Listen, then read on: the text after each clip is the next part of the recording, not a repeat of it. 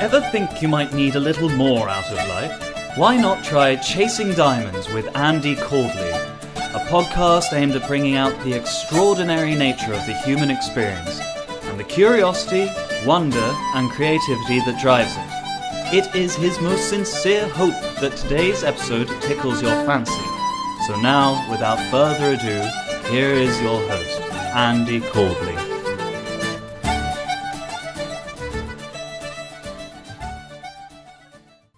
Thank you as always, Ron. Welcome to Chasing Diamonds, everyone.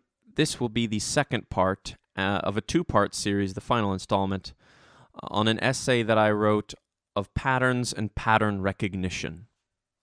Last week I explained how using various readings and lectures in sociology, psychology, and evolutionary biology, I've put together a bit of a puzzle involving patterns and pattern recognition, the creation of patterns through the evolutionary process that saw us evolve from lower hominids all the way to the technically driven, industrious little fellows that we are today. If you have an interest in this subject at all, you can go back and listen to the first episode because I will be referencing it a couple times, referencing things I've already talked about. I don't want to make the episode any longer than it has to be, referencing points that I've already made. So if you are interested, you can go find episode 7, Patterns and Pattern Recognition, on SoundCloud or YouTube or iTunes. But moving forward, this episode will be on sort of the inevitable reveal. Once a human being has discovered patterns in his life, patterns in society, and recognizes them as limiting to his overall potential, he can begin to establish, you might say, the true purpose of this essay, and that is to, the big reveal, purpose. I think I mentioned in the first episode how I derive a few comparisons to my work here to the Matrix films. Not comparing them in any regard. They're obviously far superior to anything my insignificant brain could possibly concoct, but there's a part where Neo in the second movie is being attacked by multiple Agent Smiths, played by Hugo Weaving. Great scene where he emphasizes what he's there to do. He's there to kill Neo and thereby remove from Neo purpose, which he claims... I think the line is, as both you and I know, without purpose, we could not exist. And then as he continues to speak, each Smith appears, additional Smith, and says another line. And so one walks up and it says, "It is purpose that created us." And then another Agent Smith walks in and he says, "It is purpose that connects us." And then the other one that says, "Purpose that guides us, that drives us. It is purpose that defines us, purpose that binds us." So I want to talk I'm going to be talking a lot about purpose. So in what context am I referring to this word?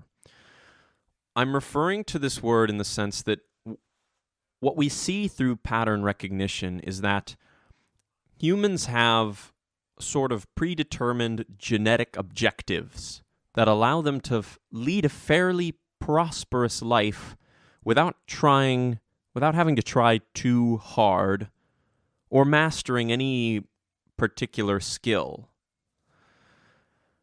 These are objectives like gathering food, making fire, reproducing, defending oneself from their rivals.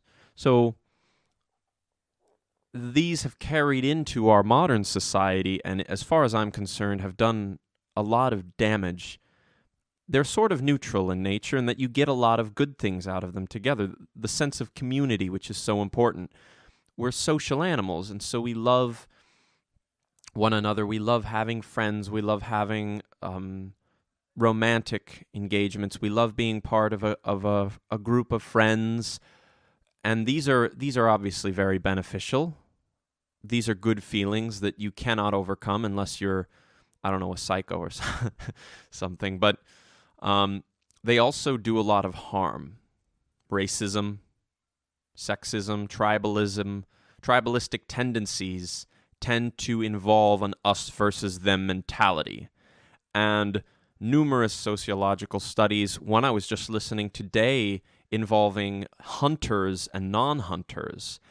It's just a case of people who are different than you will always be looked on as less favorable in character, in, whether to provide these people with assistance or those people with assistance. So they do just as much bad as they do good, maybe even more. So what I'm suggesting is that purpose, which for the sake of this idea, this concept, we will describe purpose as the true manifestation of your consciousness, the true manifestation of your existence, of your potential. And I believe that everybody has a real purpose. And I think that if any of the listeners take a moment to think, they could probably imagine somebody from their past who they have experienced that carries a very strong sense of their own destiny. They're very unusual people, and you meet these people and you tend to notice right away that they just, all their words sound a little more affirmed. Every step they take seems to be more confident than the usual person. We also see this in history. It's called the great persons theory. Like, why do people like Napoleon come around? Why do people like Genghis Khan, Julius Caesar, Joan of Arc, take your pick? These people with an extraordinary sense of their own destiny, and not just political leaders or warriors or generals, as I've just enumerated. It could be Picasso, Salvador Dali. It could be Steve Jobs. There are certain people who understand their place in the world so entirely. These are very rare people, but I'm sure that most people have met them, that kind of person, once or twice. It could just be that, I had an old girlfriend whose mom had 9 children and 5 miscarriages. And the way my ex-girlfriend described it, it was just she believed that she was put on this earth to multiply, basically. And she was so positive that that was her destiny that I believe by the whatever 10th pregnancy, the doctors basically said, if you do this anymore, you're going to die. And she kept doing it. I think she had 2 more pregnancies afterwards. But so my point is, you meet people with this extraordinary sense of their own destiny, and what separates them from the average person, especially young person, who doesn't really see, doesn't find a calling coming out of high school, going into college, and is a bit listless. What separates those people from these very unique individuals? And what I think is the answer is that there's something maybe genetic. From here on out, it's all bro science. So, heads up. Fair warning, nothing I'm about to say is based in any of my, scholarly wanderings or literature or anything. But I almost feel that there's some gene that can be turned on that creates focus, purpose, a focus on a calling, a certain calling, whatever that might be. Anyway, so this episode is about bringing that into your life and having access to it. So at the end of the previous episode, I talked about being a very egotistical child. I was a very egotistical child and a very egotistical young man, and that's how everybody has always known me. Recently, though, I would consider myself very, very modest, far more modest than I have ever been in prior stages of my life. But I spoke in the last episode about maybe that belief, the self-belief, the belief that you are a special individual. Perhaps that is necessary to achieving this end of creating a purpose, a higher calling in one's life. If you don't believe that you deserve some special X factor, then how can you create that reality in your own life? It's almost that like you have to go back in order to go forward, in the sense that to move forward in a sociological way, you have to remove the self, you have to remove the ego, you have to remove indulgence. But in order to go and get to that level, you almost have to go backward. You almost have to indulge. You have to be egotistical. You have to believe. You have to believe. You have to believe that there's something that sets you apart from everybody else that you've ever met. Everybody else in your age group, classroom, music studio, soccer pitch, whatever it is. You have to believe that there's something that you possess that no one else possesses. What happened to me was just a case of believing that I was so exceptional in my own demented head that I had set an otherworldly standard for myself in terms of conversation. That's what I wanted to say, conversation. In terms of conversational topics, scholarly pursuits, athletic pursuits, artistic pursuits. I felt that if I'm as good as I think I am, then I should be good at all of these things. And so I would just hoard information and work very hard to be at least proficient in everything I did. Whether that was something like working the SAP station at work, the SAP software, or dribbling the soccer ball down the wing. Like, whatever it was, I couldn't live with myself if I wasn't at least sort of good at it. And as you do this, you expand your mind, you become open to all of these different lines of inquiry, all of these different disciplinary functions and patterns of thought. It builds this huge repertoire of general observations. You learn how painting is similar to sword fighting, and how sword fighting is similar to writing, and how writing is similar to horseback riding, etc., etc. This is something that I've mentioned in previous episodes. A very Eastern philosophical concept, but the point is that when you begin to do that, you begin to see the red strands of yarn, like in a detective show, going from one discipline and one modality of thinking to the next discipline and the next pattern of thought. And once you see this and you begin to take steps back and you see all of those red strands of yarn connecting all the different suspects together and all the motives and the victims and things, you begin to see a bigger picture of human disciplinary existence, human thought and pattern recognition. And it's worth noting that this wasn't like a watershed moment. I didn't wake up one morning with all of these perceptions. It built slowly. And it was the belief in my own ability that kept me questioning, that kept me going back and thinking, well, what about this? I want to know more. I want to know more. I want to know more. I want to see more. I want to do more. That allowed me to reach a point where I was able to observe so many things from such a level, such a high vantage point, that I began to see those strands of yarn, and I realized how everything is connected to these underlying patterns of thought. And then you're on the domain of all the thinkers, all the great thinkers of the world, because you're confronted with this question. You see all of it there. You see it in your brain, and you see it in the world around you, and you think, what is it all? What is it? What is it all here for? What are these strands of yarn that connect them all together? And without a spiritual background, I had to come up I came up with this one answer, which is purpose. Purpose can be different things in different people. As I mentioned earlier, it could be bearing children.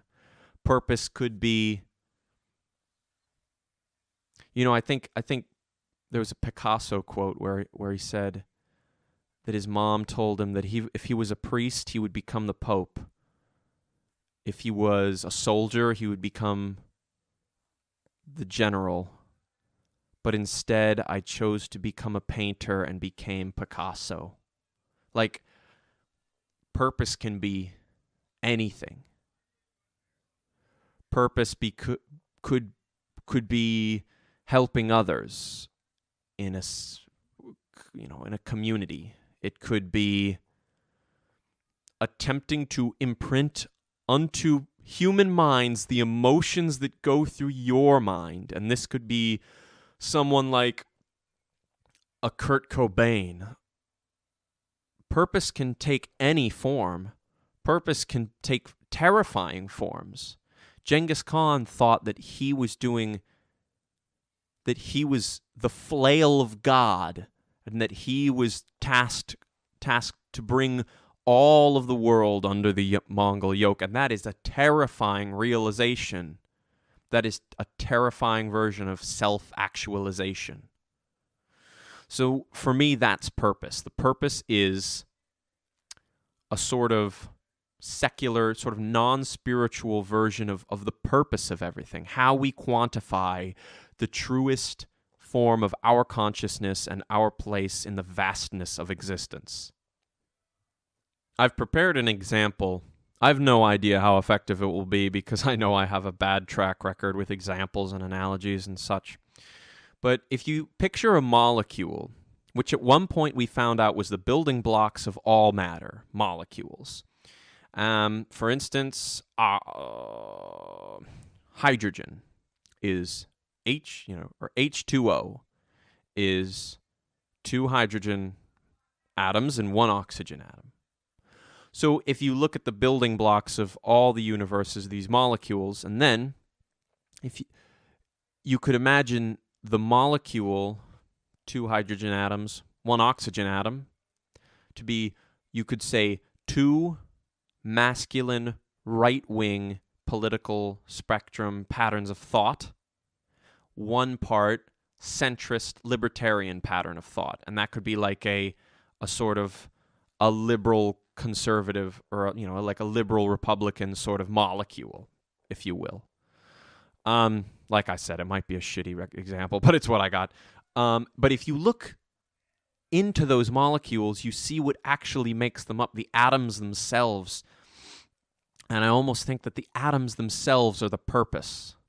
The molecules are all the identities and characteristics that make up a human, but if you go deeper than that, you find purpose. You find that which causes all human progress, all human drive. Otherwise, we wouldn't we wouldn't have built Stonehenge. We would just have walked around all the time. So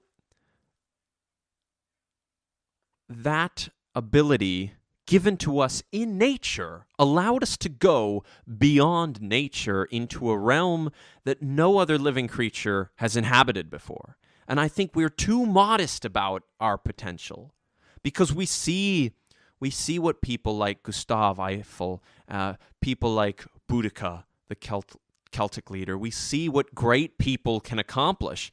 And there's an awful lot of us that are totally content to not do that. And I'm not here to judge these people. I'm just saying, again, what separates them from us when we both evolved out of nature in the same way? How do we break out of these natural cycles and all move forward to a place where we can all create and be a part of true purposeful activities, pursuits, existences? That's one of the reasons why I wrote this. It started off as a curiosity and then went forward as not so much a guide or a coaching manual or a manifesto, but a true observation, a true contender. What we've had up until now to fulfill that has been religion.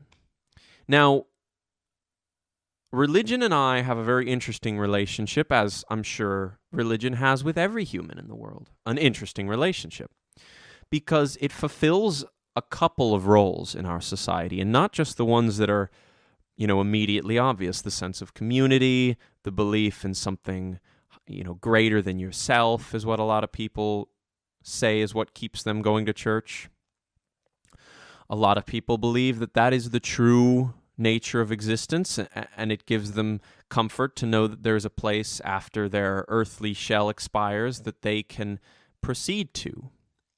But it fulfills subconsciously something much deeper and arguably much more important than the surface sort of nomenclature. And that is truth. It is the pattern of truth and the pattern of self-actualization. Truth is, quite simply, at the heart of every religion in the world. And maybe not in the way that you imagine it when I say that word truth, but I'm going to give an example. I don't know much about biblical scholarly work, but I was talking recently to a friend of mine, and he told me the story of when Jesus said, "Let he who is without sin cast the first stone," when stumbling upon I guess some Mary Magdalene, I guess the character is. I could be wrong. Don't quote me on that. And what he does is he walks up and reveals to those people, who I guess are going to stone this bitch to death or something, he reveals to those people the truth in their own soul. The truth that as quick as they are to demonize and judge this woman for her sins, they don't have the courage, they don't have the ability and comprehension of truth to be able to do that to themselves. And what am I talking about here with these essays? I'm talking about pattern recognition and how recognizing patterns, truths in your own life allows you to move forward. Now, I know that's me giving one tiny excerpt from that huge book, and I'm not saying that that justifies what I'm saying, but you can see these kind of things in all organized faiths. Truth, the spreading of truth, is a very important religious substructure. And everything else is sort of like an etiology. It gives you an easy kind of two-bit answer to everything. Well, God created heaven and earth, and he said it was good, and everything is devoted to him.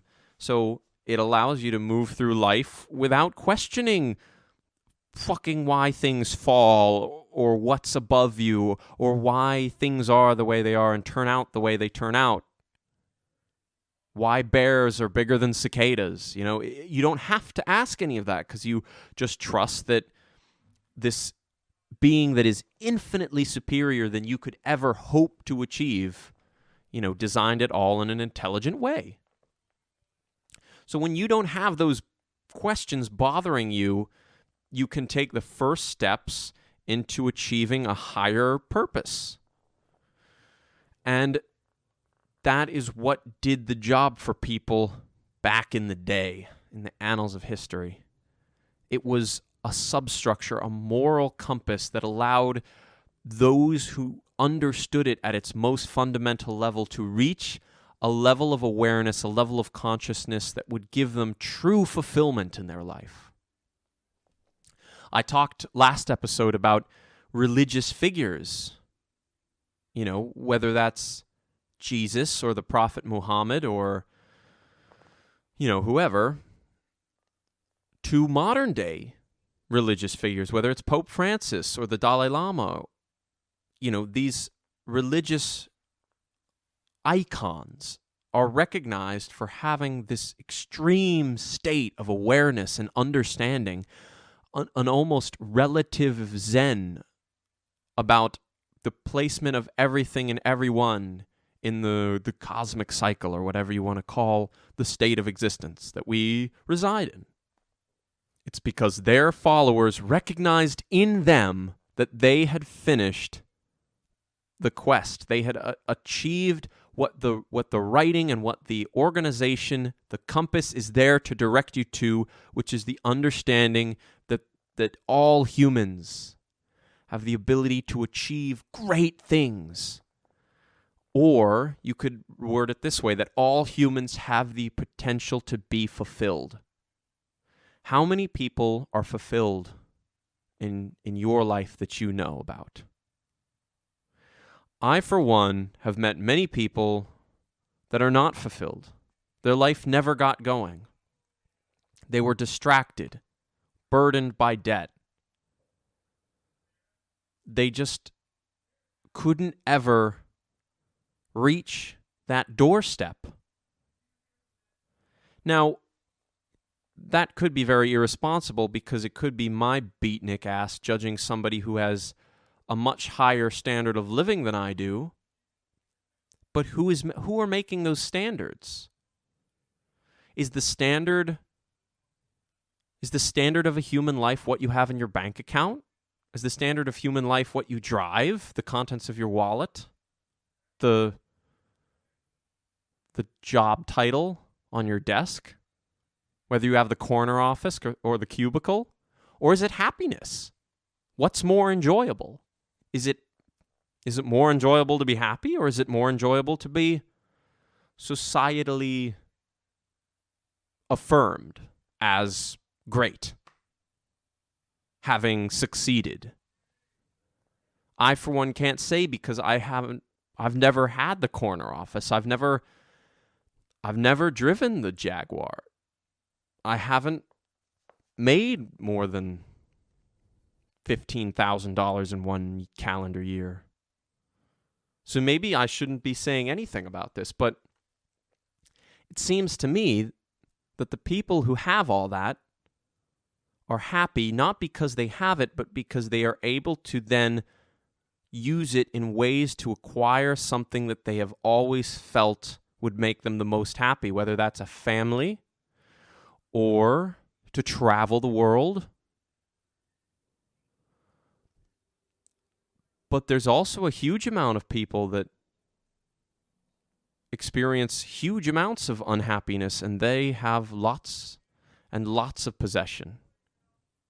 It doesn't seem depression, unhappiness, unfulfillment, that unfulfilled lives, that is not indicative of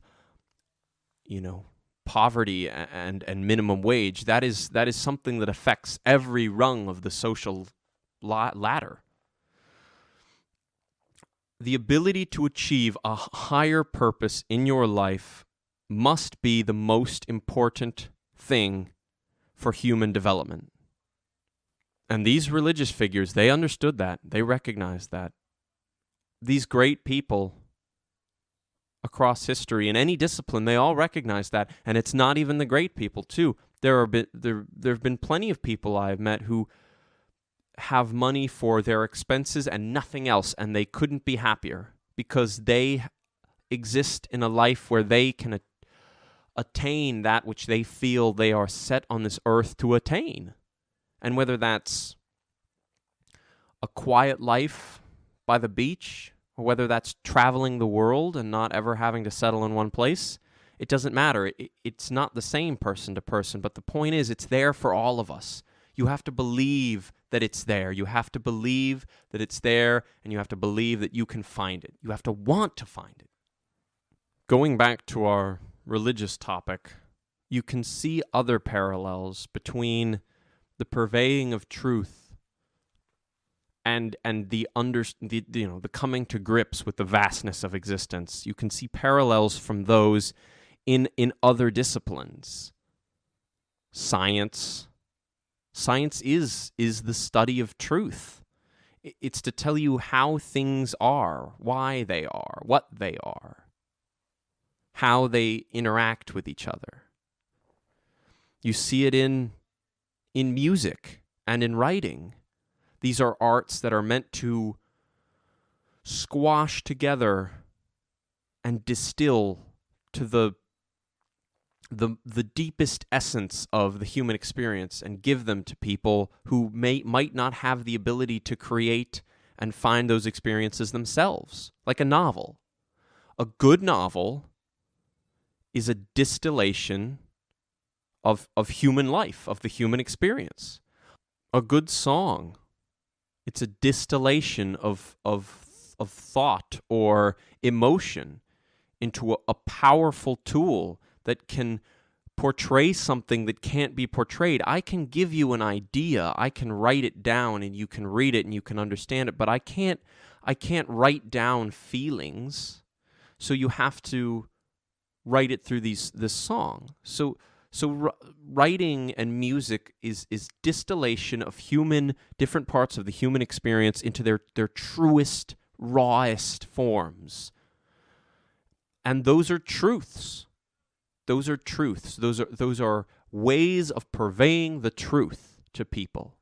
And it's not a wonder why great artists have driven our society just as far as any great general or any great innovator have ever done. Some of the greatest artists today that we recognize came out of a time where humanity just began to settle down, which would be the Renaissance. And it was just when people, the Catholic Church, the most disciplinary organization of the time, suddenly realized that human beings have the ability to create unbelievable, breathtaking works of art. And whether that's painting or sculpture or architecture or writing, it was the same, that these people were somehow divinely blessed to be able to create great things. And so you had the most lawful, in a metaphorical sense, the Catholic Church was far from lawful at the time, but moral-based, lawful organization dealing with some of the strangest, depraved, demented individuals. Felipe Brunelleschi, who built Il Duomo in Florence, the Florence Cathedral, he was not a stable human being. Vincent van Gogh was not a Renaissance-era painter, but my point is that artists carry the ability to distill human life and human experience into one thing that can transfer those experiences and those concepts into a brain that doesn't have the ability to do it itself. A great example of this is Bob Dylan, recognized worldwide as a brilliant musician, and for however long he was active, 10, 20 years, played on the patterns and insecurities and follies and ridiculousness of Western society right in its face, and everybody loved him for it. I might go as far to say now, having said all that I've said over this last 30 minutes, that Bob Dylan is a religious figure in the true sense of the word. He purveys the truth of the human experience in a way that people can latch onto and understand at a very deep substructural level. And a lot of these people would probably not have had the ability to gain those insights themselves, because for whatever reason, they were never able to achieve, are never able to achieve the ability to recognize patterns of thought, patterns of collection, patterns of action, patterns of reaction that permeate our society. He was the real deal, man. He was, as far as I'm concerned, he is as closest to a second coming as we've ever seen, And all great satirists have a piece of that. They put modern pattern-based societal life in a way, a format that the average person who doesn't have the ability to recognize those patterns themselves can grasp. And those people like Bob Dylan, I'm sure, would be, if you talked to them, one of those unique individuals that I mentioned earlier who just understand. They just understand existence just slightly better. They understand their own place in the world. They understand how the world works just a little bit better than most people. So, without going on and on about this forever, my point is that, going way back now, is that religion served the purpose of creating a sort of moral compass that could lead you to a higher state of consciousness, a state of fulfillment and purpose and pattern recognition that allowed you to achieve great things in any aspect of life that you wished to pursue. But now, since Nietzsche announced the death of God, he assumed that we'd be able to create a new substructure, a new moral compass. And you could argue that the human animal wasn't ready for that, wasn't ready for that responsibility. So now we have a situation where we're, 100 and something years away from that statement, and we're beginning to see, I think, not an abandonment, but, with Western society being as capitalistic as ever, materialistic, we're beginning to see people, and they might have it existed before. I obviously wasn't alive or wasn't aware of them, but I think that there's a lot of people who recognize, well, why is all that wealth and possession important? Will it make me happy? I, as Andy, don't believe that it will make me happy. I'm not willing to give up 40 hours of my life every week in order to, just for the purpose of amassing things like some magpie in the wilderness. I give up 40 hours of my week in order to achieve what I feel is the truest manifestation of my reality. And it just happens that doesn't cost a lot of money.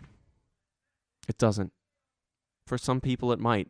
I'm very fortunate to be a person who believes that he will serve his fellow man and his own mind the best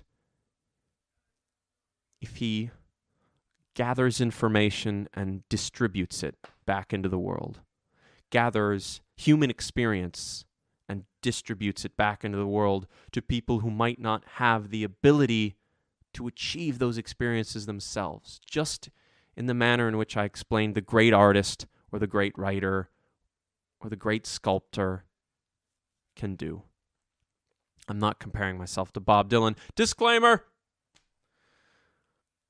So a nice wrap-up for this two-part series on pattern recognitions and purpose in modern-day life is to point out that as it stands now, the tribe is our purpose. We enter this world and we are taught that the tribe is your purpose. Your purpose is to serve best your community, your family, your brothers and sisters, your workplace, your society, your country. You're taught to serve your tribe. And for most people, the tribe is purpose. But I think we will only be able to reach the highest level of potential when we realize that the tribe is an illusion. The tribe is a lie. It's a myth. If everyone at once was to see the tribe for what it truly is, it would not only cease to exist, but I believe that human life would become much more purposeful, much more fulfilled. In that if we stopped working so hard to please this strange imaginary amalgamation, the tribe, we would all live much happier lives. If we stopped worrying what people thought of us, what we thought of us, if we societal pressures, societal expectations for men, women, if that stopped being such a huge concern in our lives, I think we would all be a lot happier. Could such a society ever exist? I don't know. But I'm not really concerned whether or not it does.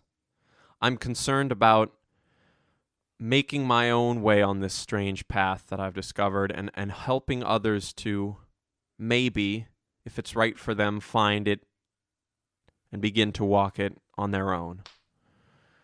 Sort of lead them to it. Not that I'm a guide or anything, because I'm just as clueless about its different meanderings and twists and turns and intricacies, just like the next person. But I recognize pattern thinking, predetermined pattern of thought, and I recognize that that is a great evil. And we don't need it to look after our community or love one another. We know that goes much deeper than pattern recognition. That feels good, loving and helping people. We know that feels good, and we know that hurting people can feel bad. Usually the times it doesn't feel bad is if that motherfucker's from another tribe, right? That motherfucker's from those guys. They're not us. They're not cool like us, right? So, that's when, if you go and hurt somebody in your tribe, of course you're going to feel bad. The only time hurting anybody feels good is if they're from the other fucking side of that river, the other side of that goddamn hill. If they're black, if they're a different height, skin color than you, if they believe in a different moral compass than you, that's the only time when hurting anyone feels good. And we don't need societal patterns to tell us that. So do away with the tribe in your life. Do away with predetermined patterns of thought not out of place in a family of meerkats. Find your own path. Find what is important to you. Clear off the debris, scrape off the barnacles, reveal to yourself, hopefully to the rest of the world, your true purpose, the true manifestation of your consciousness and your existence. I believe that if you can achieve that, then you can live a happy, beautiful, fulfilled, and purposeful life, and you can do it very easily. And you'll float through life like a leaf on a stream, and it'll be a breeze. Again, 40 hours of my life isn't going to the Jag or the house payment. 40 hours of my life is going to the pursuit of the truest manifestation of my existence. And that's a beautiful thing. So just a couple of quick notes before we conclude today. First of all, I'm sorry I missed last weekend, but I just got caught up, and I wasn't quite sure I had all of my ducks in order as in regards to the topics of conversation for this episode, and I want it to be good because I knew it would be the last one. I didn't have enough material to ramble on for a third one, but this one was pretty intimidating, I'll be honest. I'm not sure how much more of these commentaries I'm going to do, but the eventual goal with this podcast, obviously I'm trying to find more ways to keep you folks inspired and hunting for that purpose, that special and exciting part of life that makes it so worthwhile. But it is difficult, and I do my best. So any feedback on any episode or any trait of my speaking or any concept that I've shared with you is obviously hugely appreciated. Any review you can give me on iTunes, any comments or reviews on Facebook or YouTube is obviously extremely helpful. Drives traffic, We're all children of social media now. You know how it is. The eventual goal of this podcast is to be able to use it as an outlet for keeping people, allowing people to vicariously live through some fairly massive travel projects that I have coming up. Ideally, I'm going to spend most of 2018 and some of 2017 on the road. I'm planning a trip to South America and then also most of sub-Saharan Africa. And this podcast will be a great way not only for me to be able to connect with you guys about my experiences, but also to connect you with all of the various people that I meet. Because one thing I found in Europe was, and I just wish I had done this before I had left, was just the wealth of a very insightful, creative, beautiful human beings you meet when you throw yourself into the international community. So that's my eventual goal with this thing. I'm going to try and do my best to keep content flowing at least bi-weekly, once every other week. Is that what that means? Who knows? On my way to the big travel date, which podcasts at that point will be coming thick and fast. You know, I might do 3 in a week, depending on my internet connection, 3 or 4, depending on how many experiences I have. But until then, I'm going to do my best to keep the content rolling. If you have any suggestions for guests or topics that you might like me to discuss, you can reach me at chasingdiamondswithandy@gmail.com, or you can obviously leave a comment on any of my social media pages. But keep searching, you diamonds. Keep chasing purpose. I will see you as soon as I have somebody interesting to talk to. Cheers. Love you all. Mwah.